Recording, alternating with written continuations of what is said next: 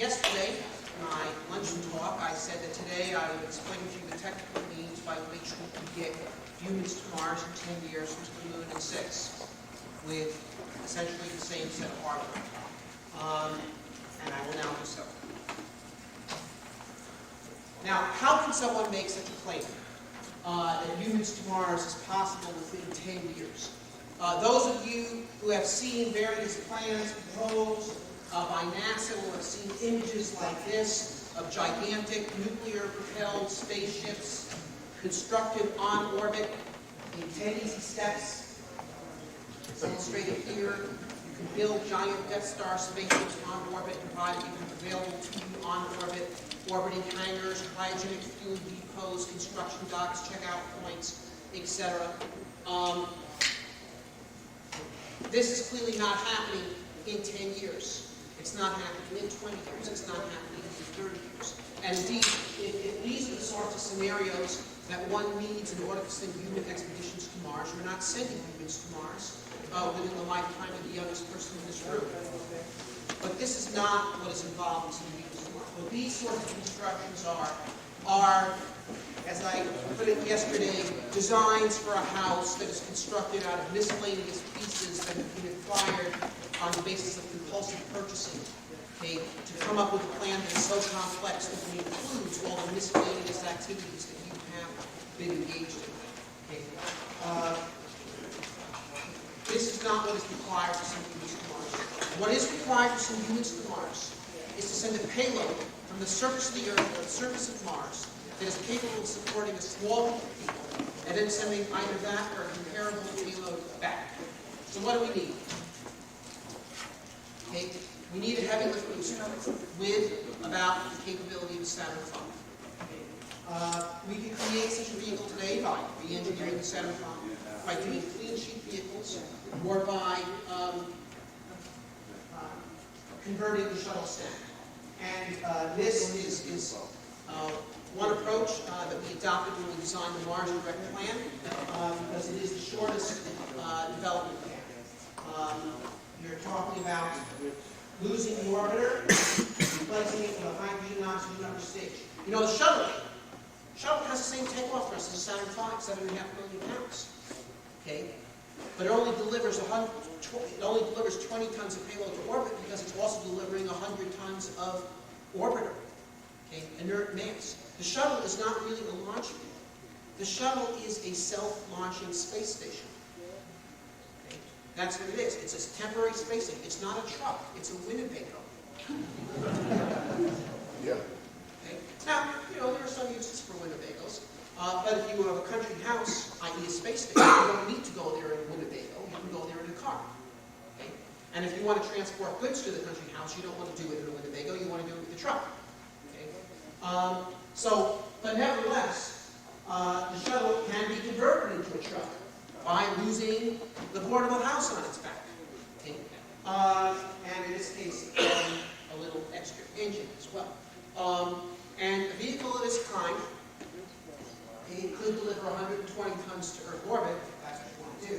But because it has an upper stage, it can use this upper stage to throw payloads far beyond low Earth orbit. It can throw 47 tons on a direct trajectory to Mars or 59 to the moon. And that's how we want to do the mission. We don't want to deliver payloads to orbit and construct them on orbiting spaceports to be picked up by interplanetary, space cruisers to ship. That creates huge layers of complexity that put the Mars mission out of our universe into the science fiction universe. You do it this way, you just send the payload to where you want to send it. You can do Mars missions with the same fundamental approach that we do unmanned planetary missions today, when we did the Apollo missions to the moon. Okay. Now, we have a vehicle like this. This is how you do a human Mars mission. This is a mission sequence plan for Mars Direct. You launch to Mars every 26 months, basically every other year. So we live in year one, which if we were serious about this program today, year one would easily be 2014. We launch one of these boosters off the Cape, and we throw to Mars an unmanned payload weighing about 40 metric tons. It's unmanned, it's unwomaned too. There's no one in it now. It flies on out to Mars on a minimum energy trajectory. It takes 8 months to get to Mars at the minimum energy trajectory, the slowest trajectory, with chemical propulsion. This thing flies out to Mars. It uses an aeroshell to create friction against the Mars atmosphere to capture itself from an interplanetary orbit into Mars orbit. And then after we check it out, check out the weather, make sure everything's good, we bring it into the atmosphere in a more substantial way. We use that aeroshell to plow it down to subsonic speeds. Then we pop a parachute, come down slow, and put ourselves down soft on the Martian surface with retro rockets, just like we did with the Viking mission in 1976. Now, what is this payload that we've landed on Mars? The payload consists of a number of things. The primary object is the Earth Return Vehicle, or ERV. The Earth Return Vehicle is a little rocket ship for flying back from Mars to Earth. It'll take 4 people back from Mars to Earth on a 6-month voyage during the final stage of the mission. However, no one is in it now. However, so we've got a captain up here, for a crew of 4 for 6 months. Then we've got 2 methane oxygen chemical rocket stages here, which, however, are unfueled. They have to be unfueled, or this thing would weigh much too much for anything like an Ares or Saturn V to go to Mars. However, in some of the lower stage tanks that are later going to contain methane, we've got around 6 tons of liquid hydrogen, probably in gel form. And then slung below the vehicle, not shown in this diagram, is a light truck, a little pickup truck that runs on a methane oxygen engine. And sitting in the back of that truck, we've got a little nuclear reactor with a power of 100 kilowatts. 100 kilowatts, that's like 130 horsepower. It's the same amount of power that drives a mid-sized car. So we're not talking about a gigantic nuclear power plant here that powers a whole big city. We're just talking about a nice little putt-putt nuke sitting in the back of the truck. Now, after you land, the truck is telerobotically driven a few hundred yards away from the landing site, unwinding a cable off of a windlass on the back of it as you go. Now, once you get a certain distance away, you unload the reactor off the truck and put it on the ground, preferably in a crater or a ditch, or just put it on the reverse side of the hill. Anything to put a nice sized chunk of dirt between the reactor and the main landing area. So now you turn the reactor on, now you've got power to the ship. And what you do then is you run a pump. You suck in the Martian air, which is mostly carbon dioxide gas, 95% CO2. You can react carbon dioxide with the hydrogen you brought from Earth. They will react in the presence of a catalyst to produce methane, CH4, and water, H2O. Methane, that's natural gas, it's great rocket fuel. You store that in your tank, that's your fuel to component. The water you take and you electrolyze into hydrogen and oxygen. The oxygen you store in your other tanks, that's your oxidizer to burn the methane with. The hydrogen you recycle to react with more CO2 to make more methane in the water, and round and round you go. And then to get additional oxygen, which you want to get the right mixture ratio for burning your methane for optimum performance, you run a third reactor in which you take CO2 and you split it into carbon monoxide, CO, and oxygen. The oxygen you keep, that's a useful product. The carbon monoxide you vent as waste. You can do that on Mars. There's no EPA there. So, when you're all done, what you've managed to do is take 6 tons of hydrogen from Earth and turn it to 108 tons of methane oxygen rocket bipropellant on the surface of Mars. Of the 108, 96 tons are needed to fuel the Earth Return Vehicle. You got 12 tons extra. That's to support the operation on the surface of Mars of ground vehicles using methane oxygen engines. And why do you want to do that? Because why are you going to Mars? To explore.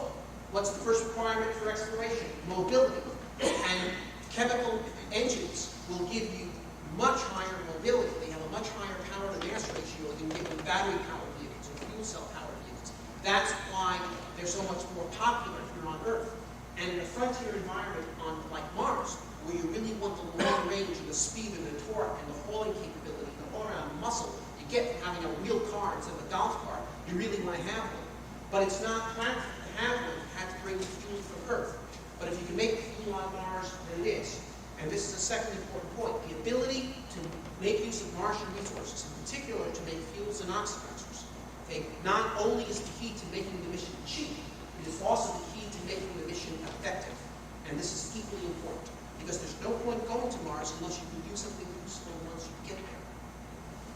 So, and I might add, we built working test units of exactly this technology. Okay? And actually, it doesn't show any brilliance that we built them because they've been operating for over 100 years in the chemical industry. But we built small water units. But there's nothing new about the chemistry. I just showed you all that this gas line chemicals. So, it took 8 months for the Earth return vehicle to fly to Mars. It took 10 months to make the propellant. That's 18 months. There's 26 months between launch windows. So long before the second launch window has opened up, year 3, 2016, okay, we will know we have a fully fueled Earth return vehicle sitting, waiting for us on the surface of Mars. Okay, that being the case, okay, in that year, we launched 2 more of these boosters off the Cape. One shoots out another one of these Earth return vehicle fuel factory units. The other shoots out a habitat with a crew of 4 astronauts in it. Now, because our return ride is waiting for us now on the surface of Mars, we don't need to fly to Mars in a gigantic Death Star spaceship. We don't even need to fly to Mars in a comparatively modest Millennium Falcon. No, we can fly to Mars in a tuna can. And that's good because we know how to build tuna cans and they can prove it in the commercial sector to be a very effective packaging device. Now, our tuna can is much larger than the chicken with the seed model. It's 27 feet in diameter, okay, and 16 feet tall. So it's got 2 decks, each with 8 feet of headroom. The upper deck is where the people really live. The lower deck is more of a garage, workshop, storage area kind of place. This is the upper deck.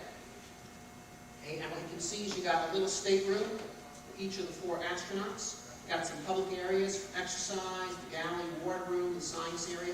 And in the center here, you have what's known as the solar flare storm shelter. Okay? Now, this is worth discussing because there's been a great deal of noise made about the danger of radiation on interplanetary missions. Okay?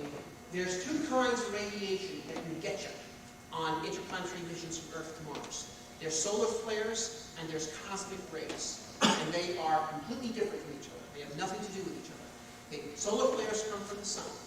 Okay? They are huge bursts of radiation that last several hours, and in the course of several hours can deliver doses of thousands of grams, which is enough to kill either immediately or after a comparatively brief period of radiation sickness. So they don't happen all the time. They happen rarely. They happen unpredictably, typically about 1 big one a year. You get more during Solar Max than Solar Min, but basically you don't know when they're going to hit. Okay? But about 1 a year. That's the bad news. The good news is that the kind of radiation that they're made out of is protons with energies on the order of 1,000,000 volts. And that kind of stuff can be stopped by 5 inches of water, or things that from the nuclear point of view are essentially the same thing as water, such as food, or things that water and food become as the mission does. This stuff, you have enough of it on board your ship, okay, food, water, wastes, to pack it in around a small area of the ship, best positioned in the center, okay, to create a pantry storm shelter. A solar flare happens, the alarm bell rings, the crew goes into the storm shelter, they're packing there pretty tight for a few hours until the walkie-out rings, and they come out. And that's how they're safe against solar flares. Solar flares were a terror for Apollo, because Apollo were short-duration missions. They did not carry much consumables. They could not have carried much consumables. Okay? And so if they were hit by a solar flare, they would have been fried. Okay? However, they were banking on the fact that given that the missions only lasted, 7 to 10 days or so, that the probability of being hit by a solar flare was low. It was very low. And in fact, they weren't hit by one in the 6 missions. And that the odds were that they wouldn't, but they could have been. In this case, in a Mars mission, where it is a 2.5-year duration mission, you are necessarily carrying enough consumables with you to provide you with the shielding mass that you need to protect you against solar flares. Now, the other radiation threat in space is different. It is cosmic rays.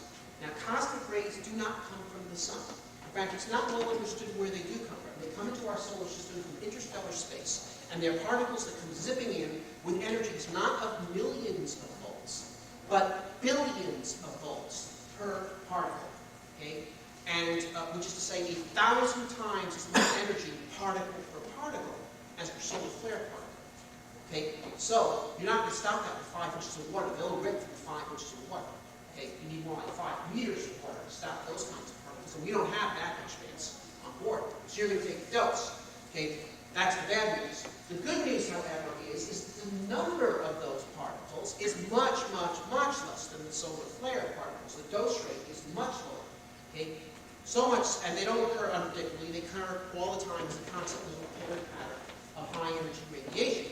Okay, so you're going to take the dose, and the dose isn't that big. It is in a well-constructed spaceship around 60 rem for every year you're in interplanetary space in the Earth-Mars regions of the solar system. And we're going to be in space for a year on this mission. We're going to be 6 months out, 6 months back, a year and a half on the surface. On the surface, we have all kinds of shit. We got Mars underneath us that blocks out half the sky right there. You can throw sandbags in the roof of half. You got some shit into the Mars atmosphere. The place where you actually get your cosmic ray dose is in the transfer. Okay? We're going to get 60 rem or so. Okay? What is 60 rem? It represents about a 1% risk of getting a fatal cancer at some time later in life to a 35-year-old woman. Okay? For a 35-year-old man, it would take 80 rem. Men are slightly less vulnerable to radiation-induced cancer because women have the additional risk factor of breast cancer. But other than that, it's very similar.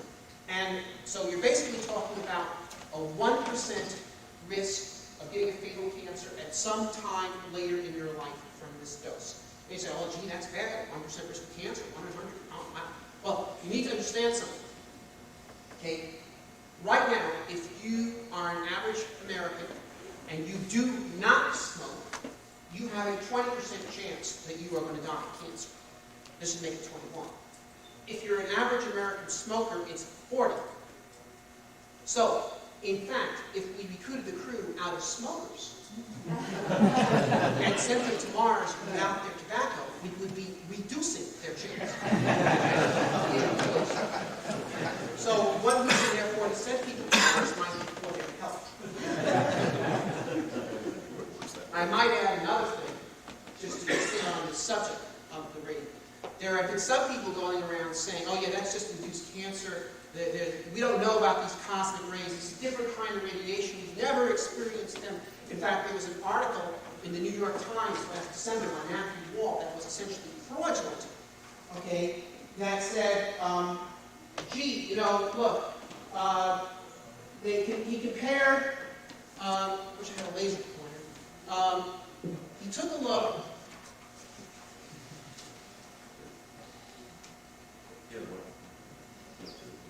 Great.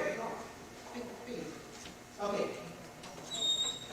What Matthew Wall did in the New York Times, okay, was he compared the following two doses. The radiation dose with cosmic rays on Skylab, which was an 84-day mission, 1973, to the radiation dose on an unshielded round-trip Mars mission. So here you have Skylab, cosmic ray dose, 18 rem. A unshielded Mars mission, 130 rem. And these are the only two Mars that had it, this one and this one. And he said, wow, look how much bigger this is than that. He says, now we didn't have any cosmic ray-induced health effects on Skylab, but we could have been right under the limit where they would have happened. Okay, and look how much bigger the Mars is. Gee, we have no idea what's going on here. This is an unknown threat. Okay?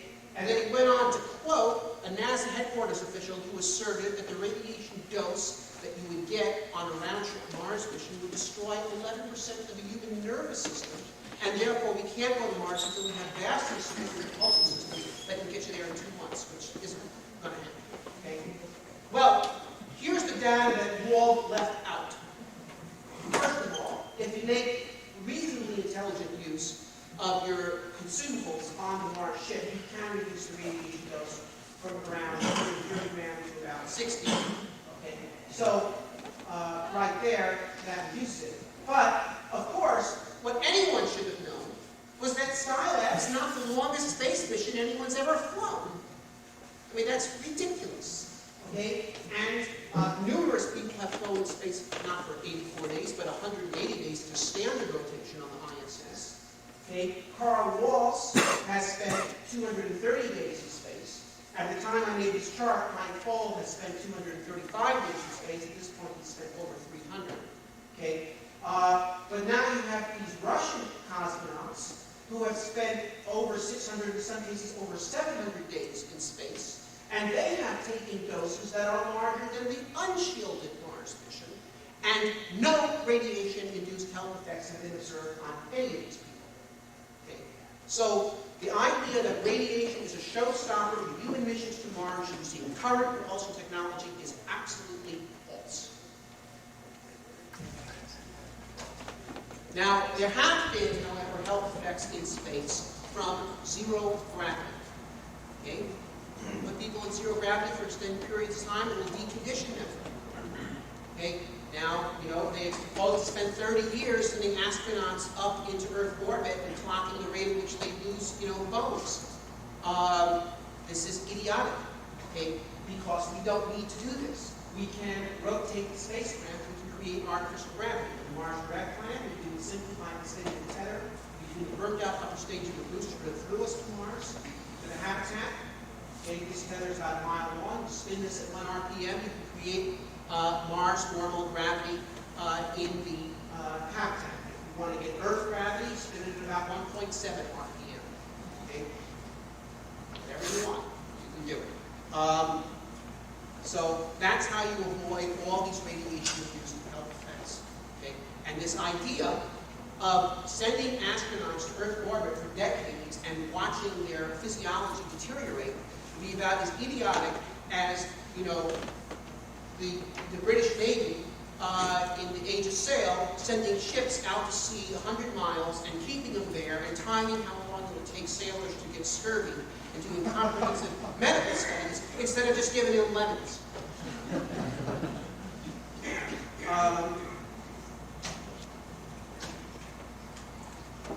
Now, okay, so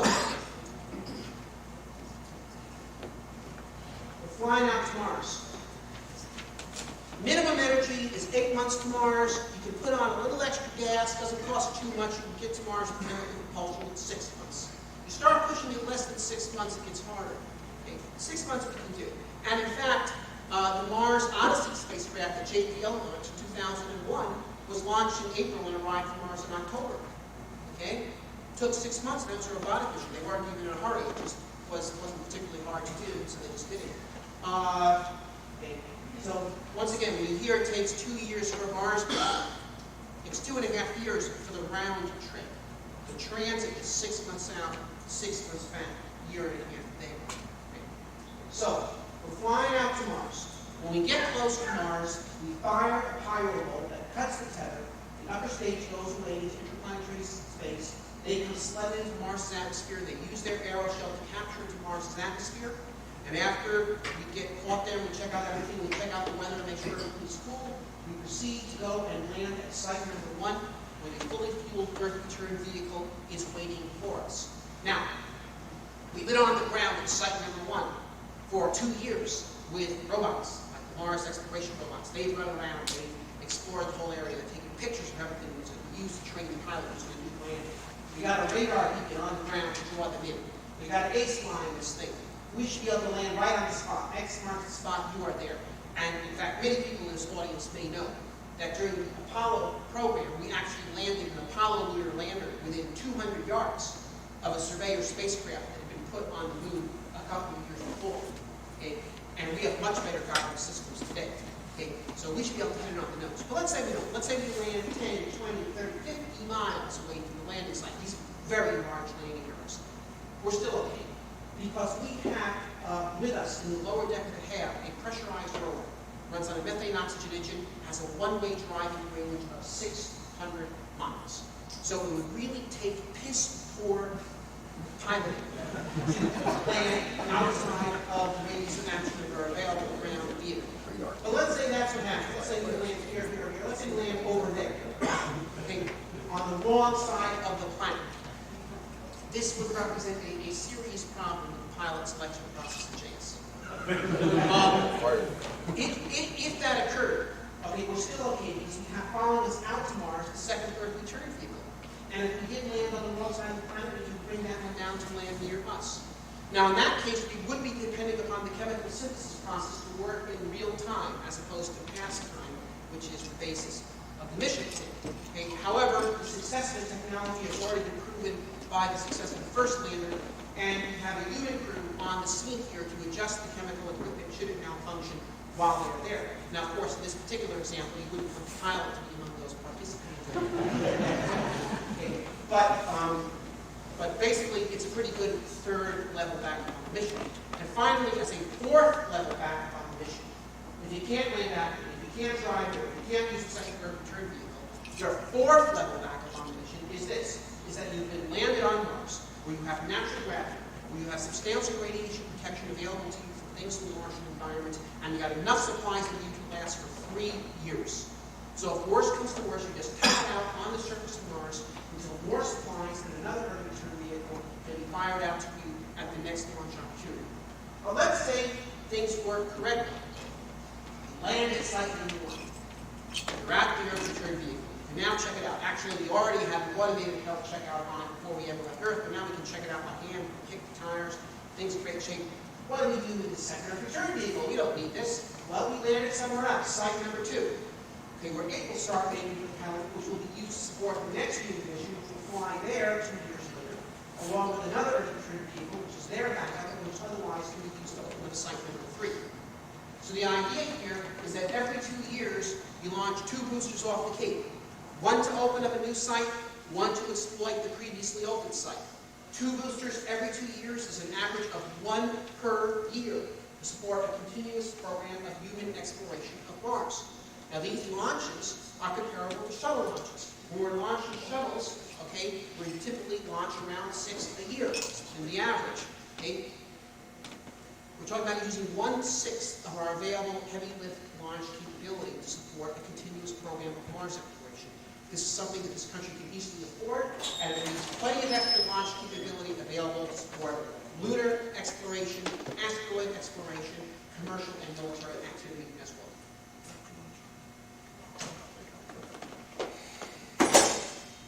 This is an actual photograph of the Mars base. Okay. Here's the Earth return vehicle, a little cabin for people to come home in. The 2 propulsion stages, the landing stage, which acts as the takeoff platform for the rest of it when it goes back. The chemical synthesis plant is built right into the landing stage. Here's the reactor crater in the background, the power comes forward to this launch. Okay. Here's the habitat module. Upper deck is where they live. The lower deck is the garage, which will pressurize over.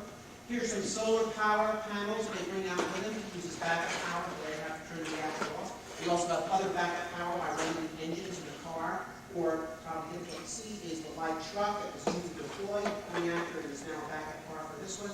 And this is an inflatable greenhouse, which is not a mission-critical element. It is an experiment in learning how to grow crops in Martian soil, in Martian water, in Martian sunlight, in Martian gravity, to the benefit of future missions and future bases. Now, we'll be on Mars for a year and a half.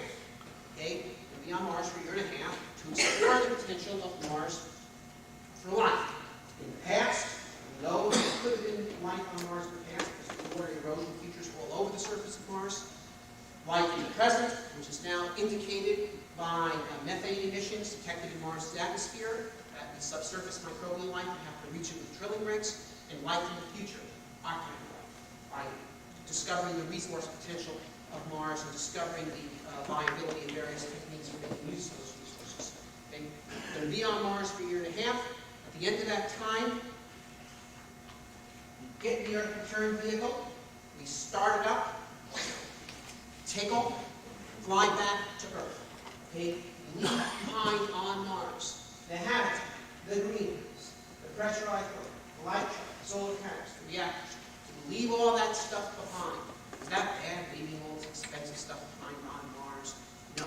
We don't need to bring it back. We have a lot of stuff here already. The idea of Mars missions is to bring as much stuff to Mars as you can and come back with as little as you can. Because everything you leave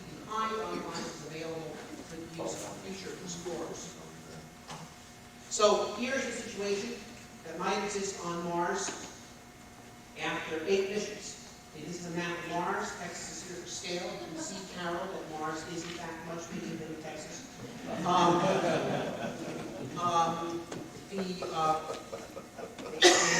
This is one particular plan of exploration.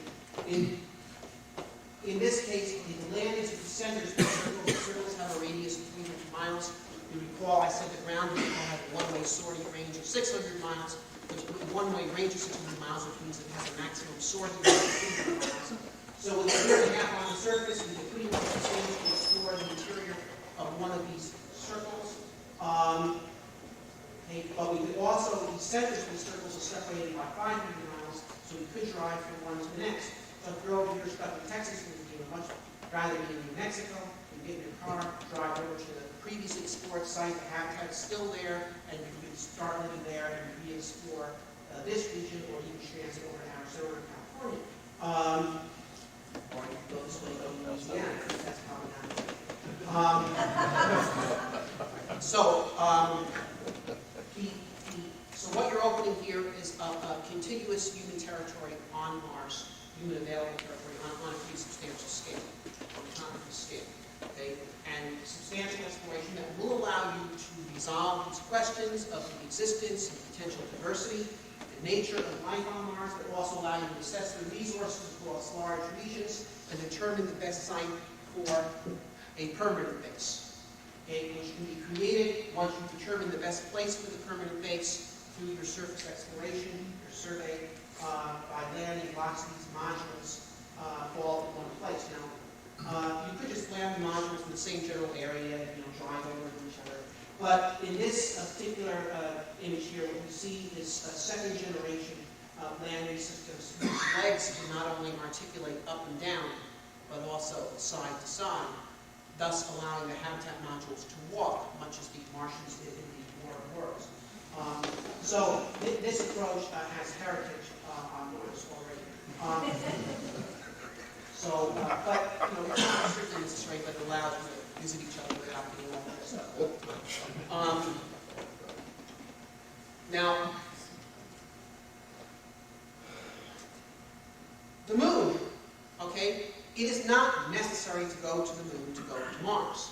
Okay? I just showed you a Mars mission architecture that does not make use of the moon. And in fact, it is not advantageous to go to the moon to refuel to go to Mars, contrary to what the President said in his speech in January. Because despite the fact that it's much easier to lift off from the moon than it is from the Earth, before a spacecraft gets to the moon, it has to be lifted off the Earth. Okay? And the delta V to go from low Earth orbit to the surface of the moon is greater than that to go from low Earth orbit to the surface of Mars.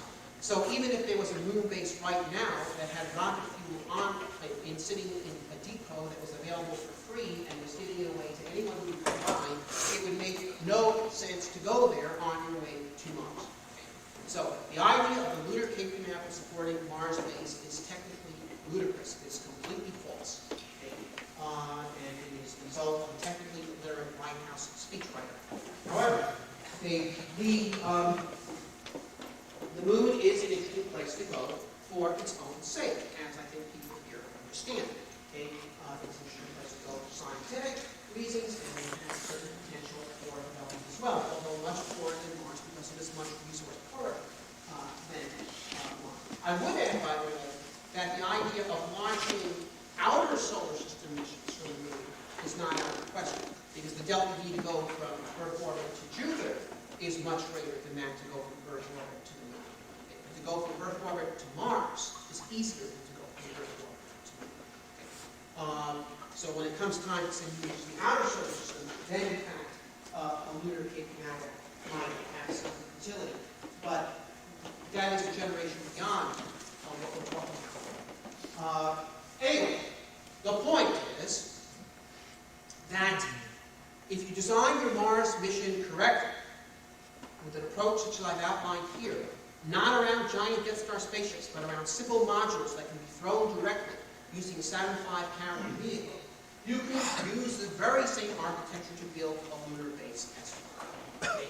So here you have a lunar base which has been built okay, by delivering HAB modules to the moon. Okay, in this case, what you would do is you throw your HAB module to the moon first, with no one in it. And I got a house sitting on the moon. Okay, and then after that's done, you throw to the moon the Earth return vehicle. However, okay, what may be difficult to see, okay, here is the Mars version of the Earth return vehicle. It has 2 stages. The moon version has 1 stage. Okay, the delta V to come back from the surface of Mars to Earth is 6.3 kilometers a second.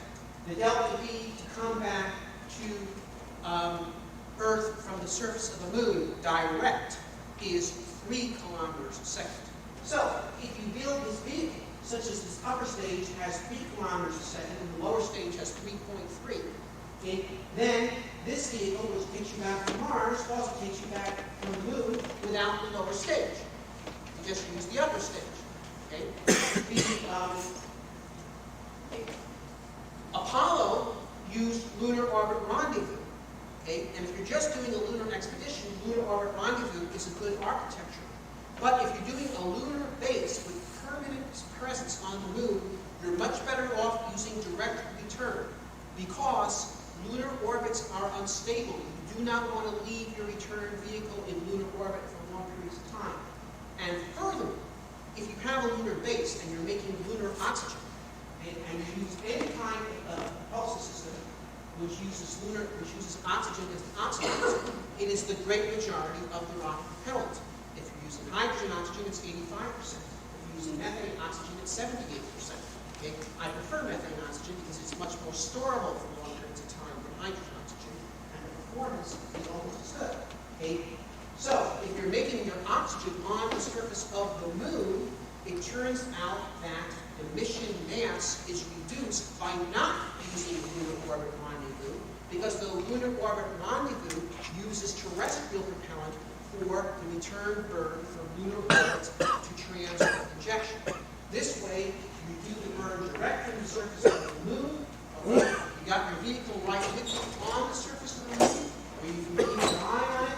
You just take off from the moon, and your launch window to the Earth is open all the time. Okay? So this, in fact, is the best architecture for a permanent lunar base. Okay? So the point here is as follows. Okay? Using this limited set of hardware, we can send humans, establish permanent human presence on both the moon and Mars with a single hardware set. Okay? And by starting our lunar missions with this hardware, which as you can see is a substantial subset of the Mars hardware. Okay? The Mars hardware is simply enhanced by the addition of the PRV lower stage and the aero. Okay? Now, there's a few things that are different. We're not going to make the landing engine tanks bigger on the lunar vehicles. The landing module is bigger than Mars. Mars parachute as well. But nevertheless, it's fundamentally you're doing the lunar mission in a subset of the Mars hardware. Okay? And so the idea here is then, in that case, you are not doing a lunar program and saying, oh, this is on the road to Mars, trust us, the experience we get by going to the moon will greatly enhance our ability to go to Mars at some time in the future. No, what you're doing is you're flight testing in the course of your lunar mission. It's a substantial fraction of your Mars hardware. And this is actually the approach that is analogous to Apollo. Okay? In Apollo, before we committed the Apollo flight hardware to going all the way to lunar landing, we sent it up into Earth orbit. And then we sent it into lunar orbit. And then we sent it into lunar suborbit. And then we finally landed with it. So what you're basically doing is you're taking your hardware set and you're putting it through some exercises that are less demanding before you get to Mars. But you're not launching an entirely separate program that delays Mars for generations and at least doubles the development cost of the entire exercise. So this is the way to do it. This is the way to do Moon in 6, Mars in 10.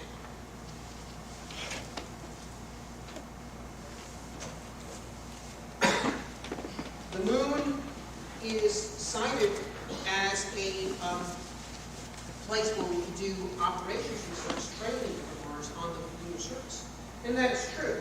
But The amount of it that you can do is greatly limited by the cost of lunar missions. Okay? You can do much more operations research, much more training at 1,000th the cost at a Mars simulation base in the Arctic. Of course, the Mars Society has built such a base in the Arctic, and you can read about it in Lane's book. But you can also, of course, prepare for lunar operations in these bases as well.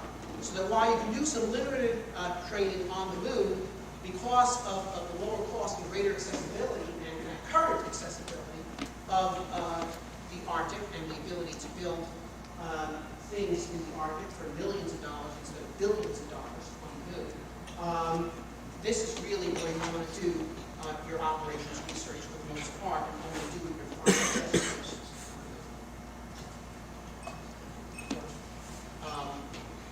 This is a Mars Society team in the Arctic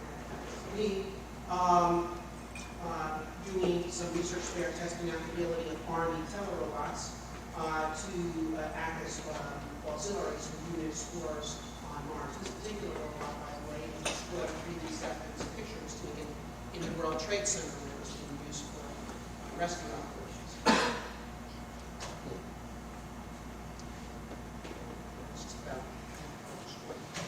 But to conclude, okay, I'm going to conclude with a quote that I pulled from a book called A Plymouth Plantation by William Bradford.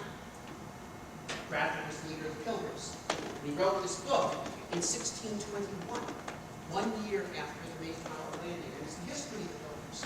And this particular section is, he's discussing the debate that erupted among the Pilgrims when they were in Holland. And like what was happening to them there. They didn't know what to do about it. And one guy came up with this incredibly bizarre suggestion that what they ought to do was relocate the entire congregation from the civilized Netherlands into the wilds of North America. Because as harsh as it might be, there they would have a chance to cut their own path. There they'd have a chance to make their own world.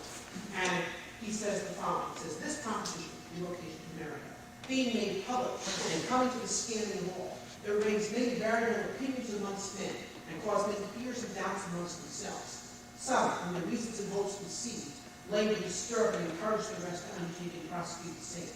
Others, again, out of their fears, objected against it, and sought to divert from it.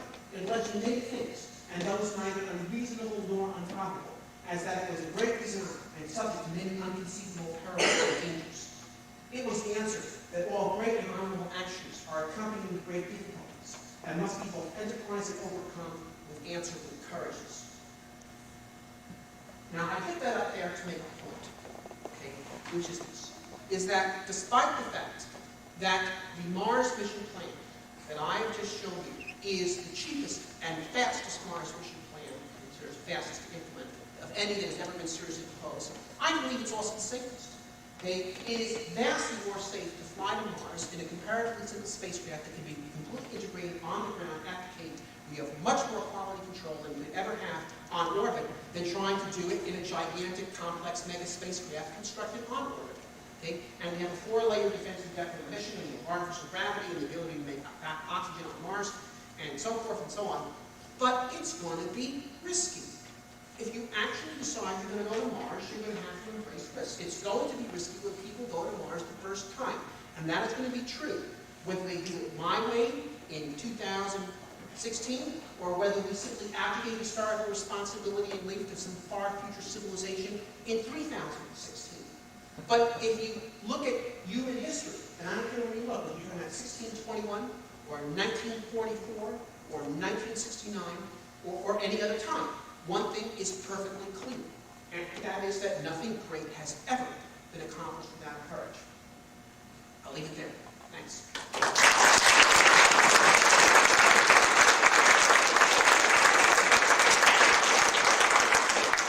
I have some time for questions that we'd like to take. Come back. Yeah, your actual photograph of the Mars base, the HAB modules were out in the open. Would you in fact need some kind of radiation cover? Well, you may not have seen it, but there were sandbags on the roof of the HAB. Okay. Okay, now, that is not complete radiation cover. You sometimes see images where they bury the whole thing to create total radiation cover. And that is possible, but that adds a great deal of work and requirements to the situation, and I don't think it's appropriate. The radiation dose on the surface of Mars, even without the sandbags, is only going to be a small fraction of the total radiation dose. Throwing some sandbags reduces it further. Okay, in other words, if you have a radiation dose of 60 rem for the mission, okay, and you would be getting, say, 15 on the surface of Mars. Okay, so that you're getting 45 from the transit, 15 from Mars. Okay, so reasonable numbers.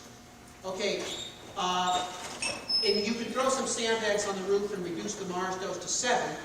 So now your total dose is dropping from 60 to 53. That might be a reasonable thing to do. But then to do a great deal of extra civil engineering to drop it from 53 down to 45, okay, is not necessarily worthwhile. And so I don't think that's right. How about a little scoop bucket on the front of your unpressurized Mars rover, just a bucket on the front of a snow bobcat, so that instead of putting a lot of work into this, 2 hours of good work with this scoop bucket truck would add the extra fuel? Well, it's not the cure. If you're talking about this habitat, which is 16 feet walls and it's maybe 5 feet off the ground, so if it's 21 feet tall, you're going to try to bury all that from the side. That's a lot of work to pile all that up. Assuming that, from a medical standpoint, it was necessary to duplicate 1G, how would you propose going from 0.39 G up to 1G or close to 1G on the surface of Mars, and also assuming that what was published about 4 months ago in Space News, that the radiation on Mars is so high that one will immediately have to go underneath the surface to survive. How can we put those two facts together if both of these assumptions are correct? Okay, I'll answer first of all the second part, the radiation. The statement in Space News is false. The radiation doses on the surface of Mars have been measured by the marine instrument. They are half of those that we see in interplanetary space. They are, in fact, comparable to those that we see in lower orbit, slightly less. Okay, so the radiation doses on the surface of Mars are not particularly formal, or they're manageable. They're stuff that we've experienced before, and that's without the extra shielding that has been mentioned. Now, the issue of the gravity, of course, is what's trying to the gravity on the surface of Mars is 0.38 G, and that's what it is.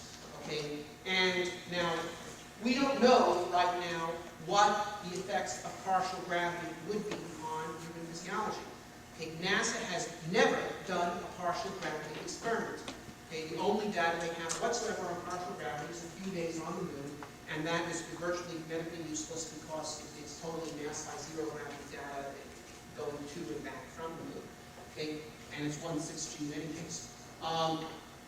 We're proposing, Mars Society is proposing something to build a simple biosatellite. This is about a 1 meter diameter satellite that would spin on its central axis and create Mars gravity in its perimeter and put a family of mice in there for 50 days, during which time they'd be allowed to reproduce. So you'd have both adult mice born and raised on Earth, and you'd have children mice born and raised on Mars, as it were, and see the effects of Mars gravity on mammalian physiology, and we'd be able to get a sense, is it similar to 1G, or is it fundamentally similar to 0G? We don't know. Okay, I believe, okay, and I underscore the word believe, that in fact 1/3 G will be much more similar to 1G than 0G. But no one has any data. I propose we get it, and it can be done quite easily. Of course, mice are not food for humans. They give you some insight. Ultimately, this is simply a risk we're going to have to take of sending humans to Mars for a year and a half. They will be in Mars gravity. We can have them in Earth gravity on the way there and back by just rotating the spacecraft. But they will be, I should say the following. The Mars crew will be engaged in strenuous field activity.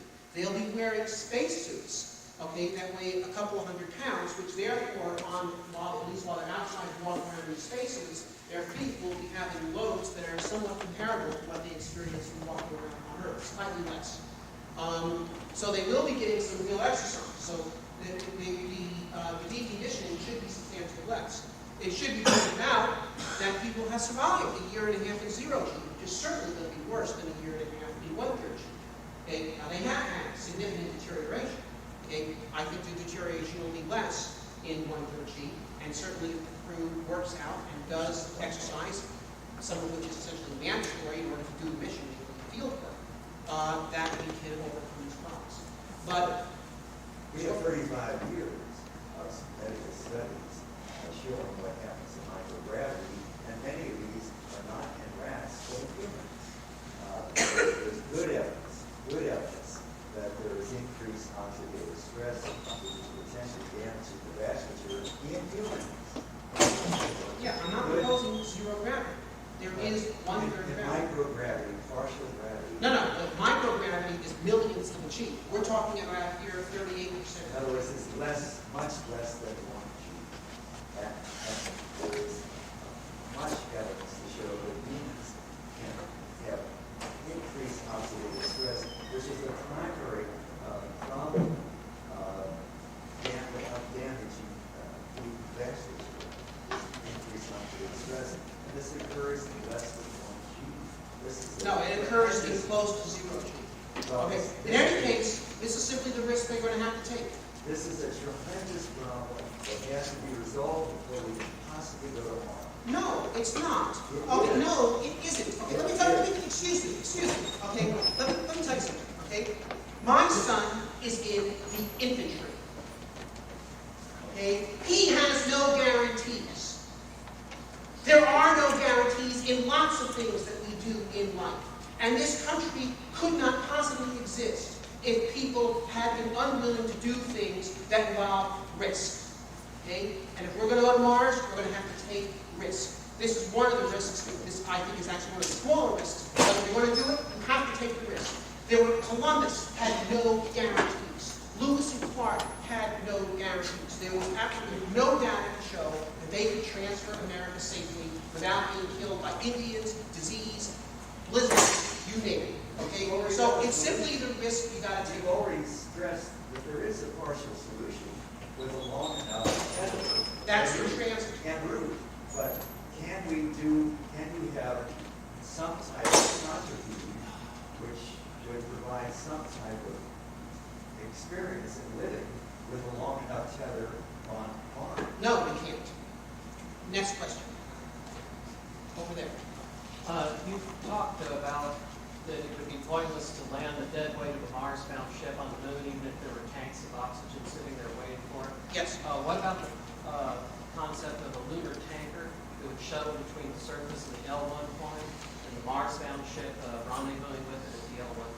That still doesn't work because the delta V to go to L1 is about, and capture there is about the same as that to go to Mars. So you're not getting any benefit, you're carrying all the overhead of the lunar base.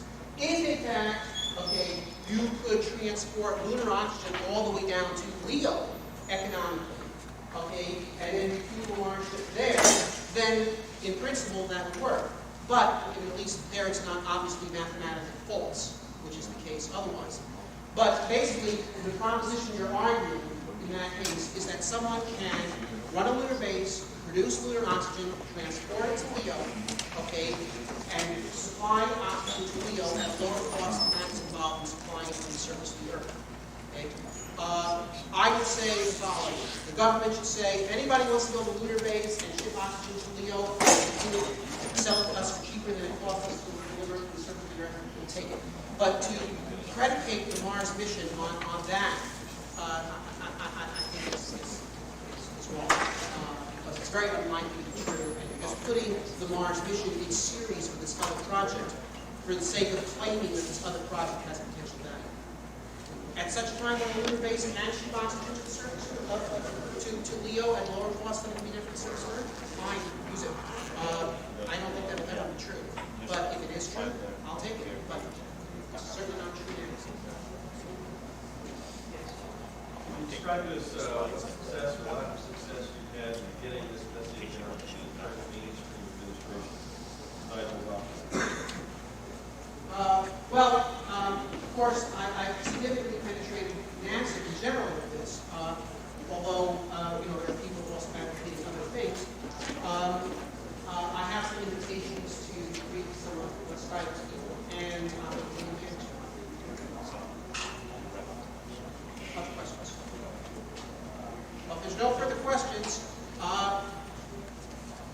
coming, and I've got copies of my books here, including The Case of Mars, which explains in detail the Mars direct plan that I just explained to you, and Mars on Earth, my more recent book, which explains how we can learn how to explore Mars in the Arctic.